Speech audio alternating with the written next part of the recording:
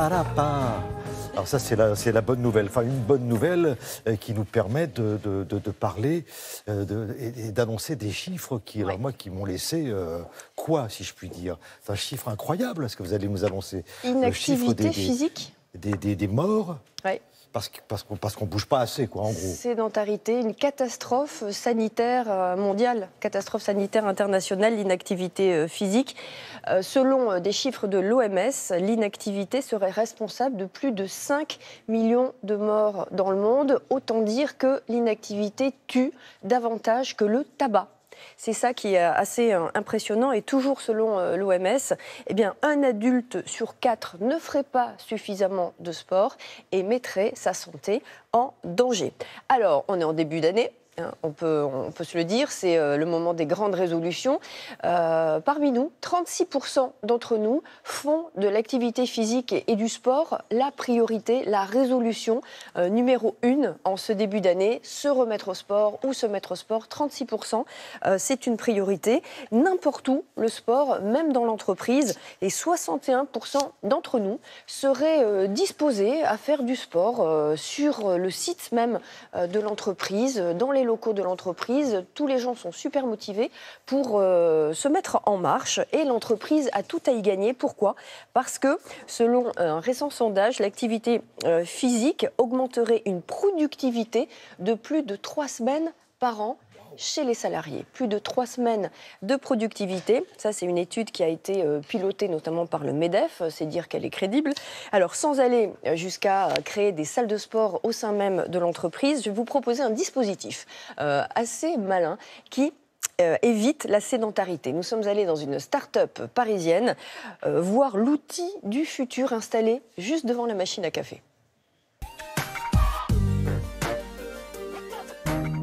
La sédentarité, ça n'est pas la même chose que l'inactivité physique. C'est-à-dire qu'en fait, la sédentarité, c'est le temps que vous passez assis quand vous êtes éveillé, entre le moment où vous vous levez et le moment où vous vous couchez.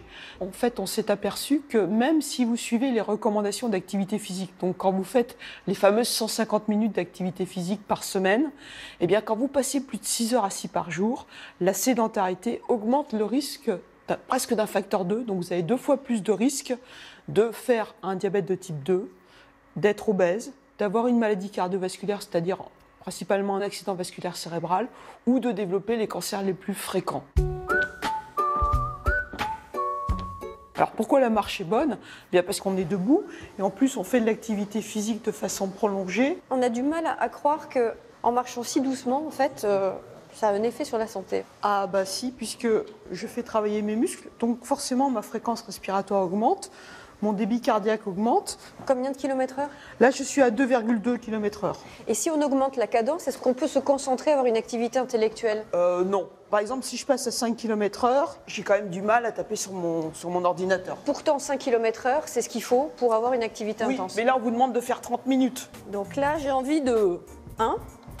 Allez, on y va à 5 km/h. Voyons ce que ça donne. Fast and furious. Mieux vaut 2,5 km longtemps. Voilà, 2,5 km, moi ça ne me demande aucun effort, et là moi je peux travailler des heures. Il ne faut pas du tout que la personne se sente essoufflée, il ne faut pas qu'il y ait une notion d'effort. On peut quand même venir assez facilement sans marcher trop vite finalement, ou si on est au téléphone, on a tous l'habitude de téléphoner dans la rue en train de marcher, donc on retrouve un peu ce même type de comportement mais en étant au bureau.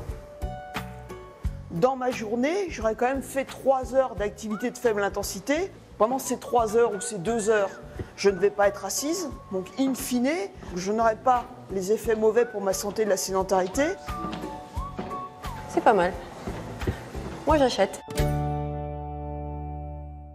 Bon, Laurence, pour conclure, est-ce qu'on y arrive ? Parce que se concentrer en marchant...